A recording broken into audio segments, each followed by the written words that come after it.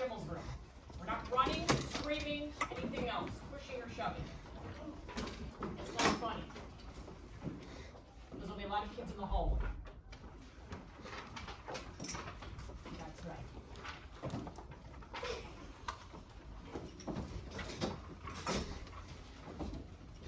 Alrighty, guys, we're going to turn to page 461 and 462 to begin our reading books.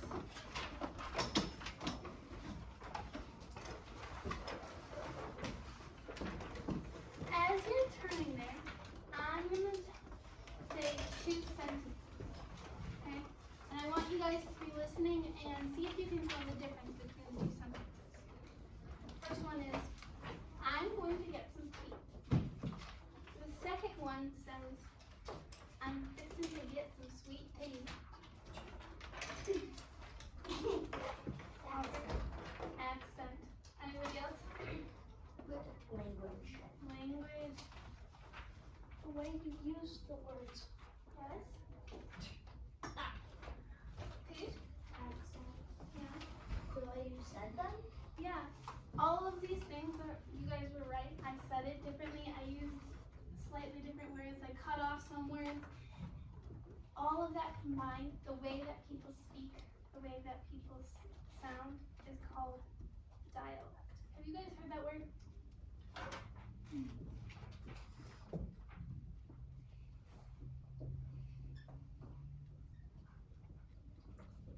In our story today, we're going to be talking about dialect because our author uses dialect to make the story sound more real.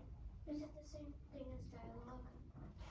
No, dialogue is like having a conversation, and dialect is how someone speaks. And the different accents that they use. So in that case, it sounds a little bit more southern, the second sentence that I said. Or if they're from another country, they might sound a little bit different because the way that they pronounce and speak is different depending on where they're from. So in our book, we are going to see the author use different dialect to make the story more realistic. So in real life, people talk differently all the time. Depending on how your parents talk and the people that you're around, it changes how you talk, and that's real life. So in this story is going to be a realistic fiction story, and to make it more realistic, the author used dialect and he wrote it into his story, and so that's going to be our main focus in this lesson is we're going to be reading the story and trying to pick out the different dialects. To start, can I have someone read the little square that says meet the author? I'll read.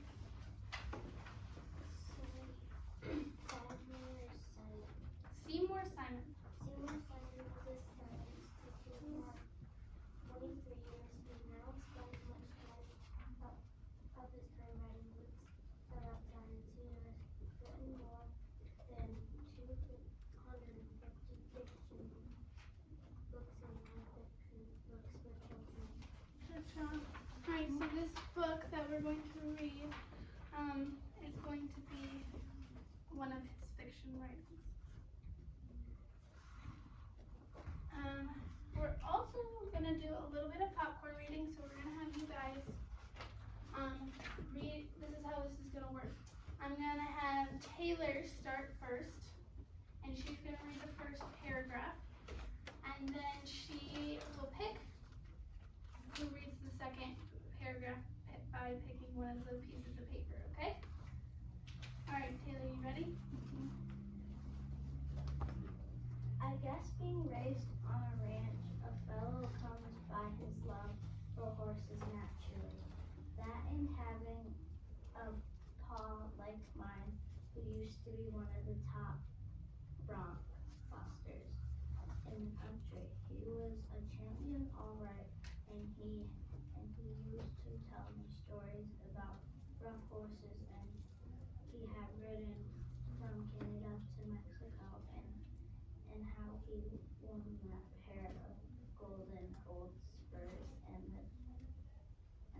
The Cheyenne Rodeo. the Cheyenne Rodeo before I was born. The next name. Luke. That was the store I always liked best, not the gold spurs. I knew because after the store he would always pull his big watch out and show me the spurs fastened on the chain. They were big as gold nuggets caught together by the little gold chain between the roots. Of course, there was a trick of it to his pulling out his watch at the end of the story because he'd always remind me the watch showed it was my bedtime. Again. As long as I can remember, I have wanted to be a top writer like my pa, but in my 17 years in the ranch, I had never had a horse of my own. About all the writers I got to do as work on the old sorrel mare. Pa and I took turns riding when he sat had work to do up on the hills above the ranch. And on Saturdays when I worked over at The Kingman place. the Kingman place, Clara.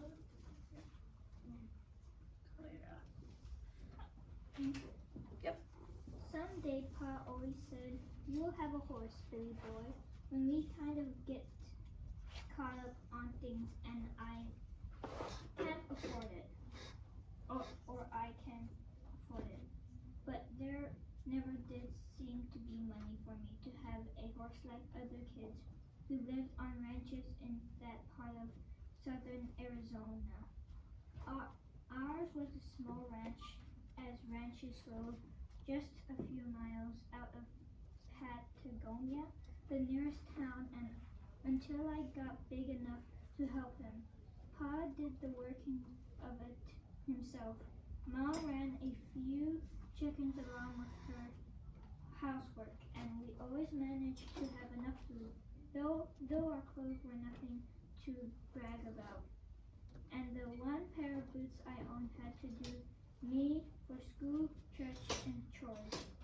They were so thin I finally got a new pair last Christmas. I remember it was Christmas because every year Pa had been promising me a horse for Christmas. And every year there would be something else, just like last year. It was the boots.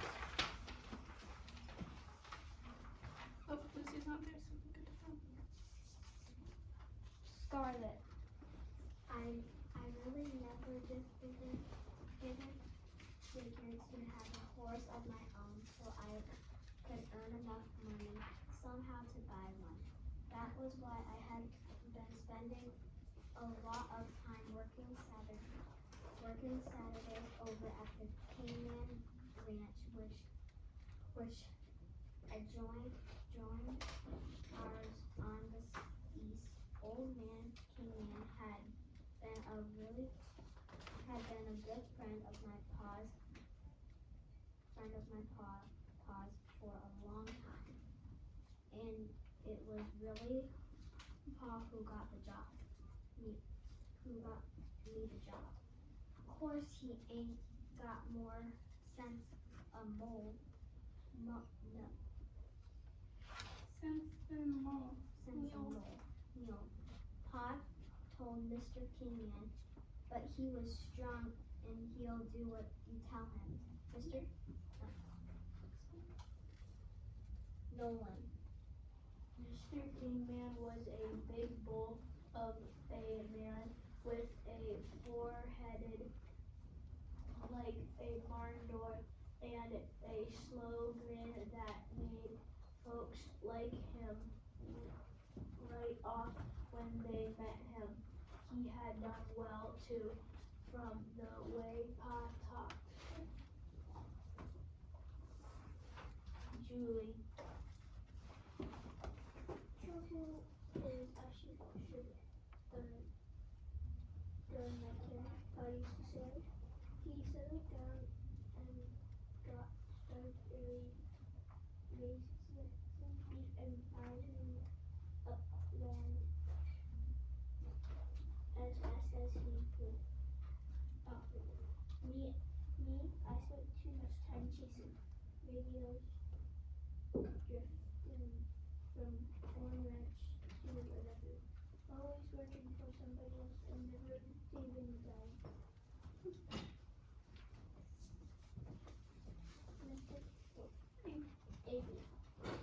Mr. Kingman ran a herd of 1,000 head on his place with 4 cowboys in me to the work.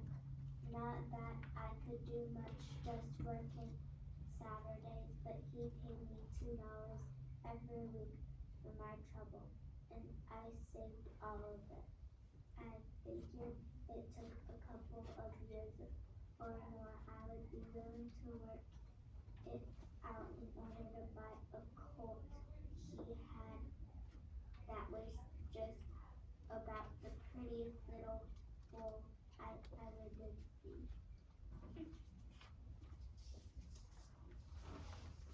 Taken. He wanted.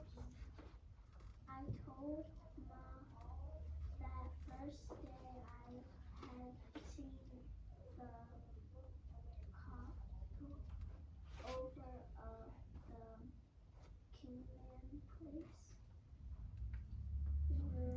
Thoroughbred out believe I'll believe except the pretty big bones for the thoroughbred.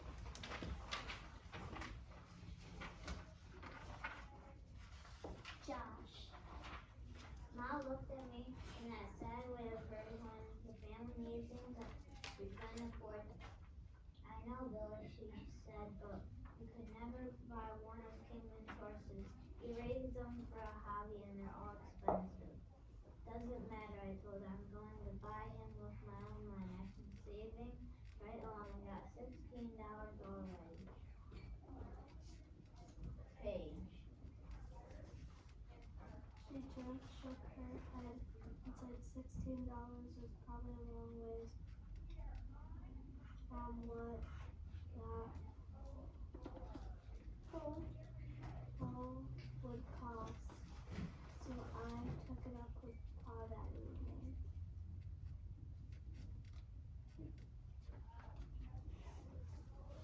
Ruben. You mean that little black he's got over there cost? I nodded. May well forget about buying that horse, he advised. You got a good eye for horses, though I will say that trouble is, he said, your stakes too high. Did anybody realize or was noticing in these that some of the words are misspelled? Mm-hmm. The author is misspelling them so that we kind of see how it might actually sound in real life. Does that make sense? So that's where the dialect comes in. These people are from the South, so they take out some vowels and don't say things fully, and they drop the G in ing words and skip the R's. But by writing it that way, we're able to kind of imagine and experience what the story might actually be like in real life if this story were to actually be happening. Alright, he pulled Eli. I don't care what he costs. I declare recklessly. I'll keep saving till I can buy him. Maybe somehow I can make some money next summer too. Ha's leathery old face clouded with worry. Trouble is, I may be here during the summer void. About all I can do to spare yawns Saturdays.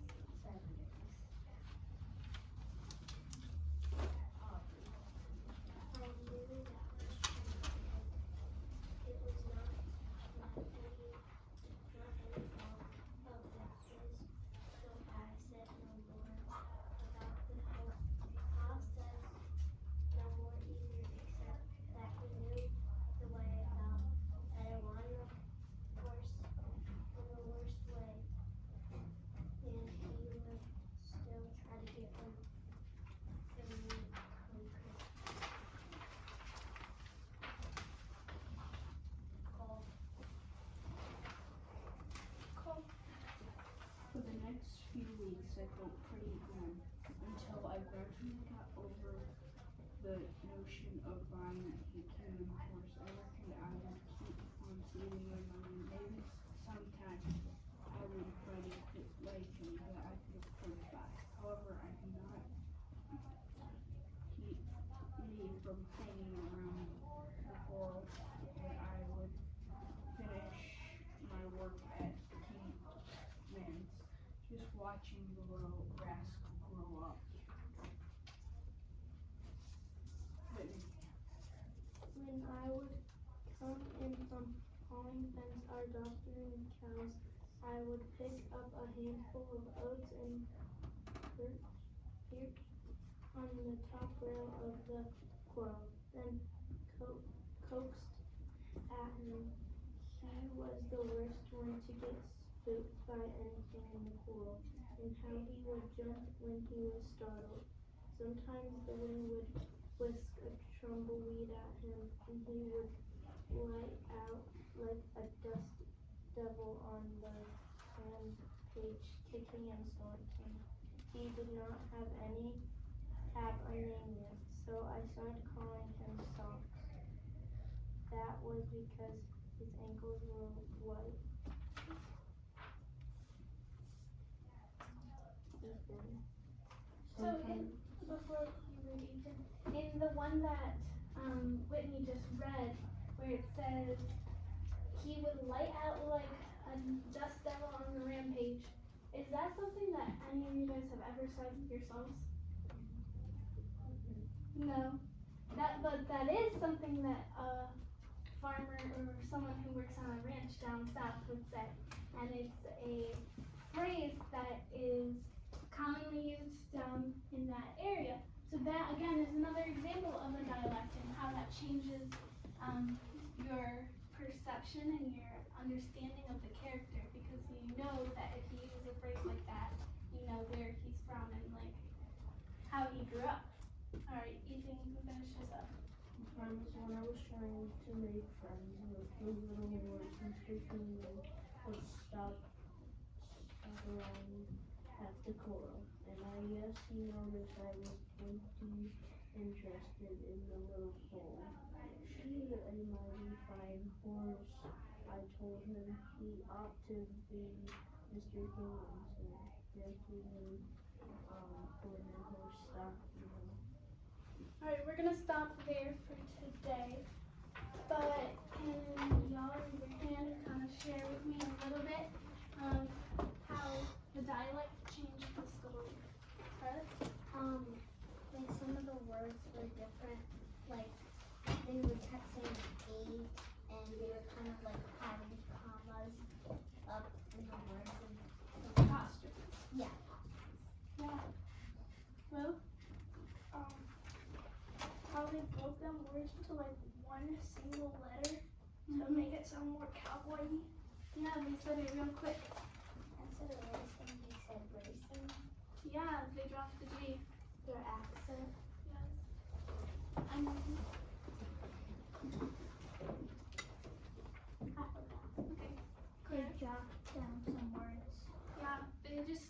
some words altogether.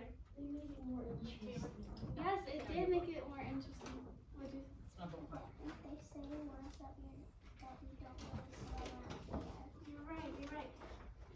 Julie? they want us to figure out what words they were talking. Yeah, it was harder to kind of figure out what they were talking about. Josh? They would like make contractions with other words. Yes, they would make contractions that aren't normally used as contractions. You're right. So, as we read stories like this, the author, who's really a professional author, he went to the and got his degree and has studied to become an author. He uses this, and like some of you guys said, like Ethan, it's a little bit more interesting. You know a little bit more about the characters. It's more realistic. So this is something to keep in mind when you guys are starting to write your own stories. You can use the way that people speak to change the meaning of the story. Because if he had written it and they had been talking just like us, then the story would be completely different. It wouldn't be talking really about horses and stuff. It would be talking about they would be doing something else. They would be in a different place. So it's just important as you read that you notice those differences, and so that you can learn more about those characters, and the story becomes more interesting and more impactful. And then as a writer, you can use that for your audience. And as you are writing and creating characters, you can share with your audience more clearly the idea of who you want to create as a character. Done. All right, put your books away. Get spelling out. Brand new lesson. Taylor, do you have a ruler? Can you not find your ruler? Okay, because you left this whole top part undone. So, I'm going to give you a ruler, and you're going to go in the hallway right now. Actually, you're going to sit at your desk right now. We're going to give you these measurements. And you're backed right up to Reuben. He can't even move. Like you're killing him, like you were killing Josh the time you sat behind him. You're stabbing him in the back.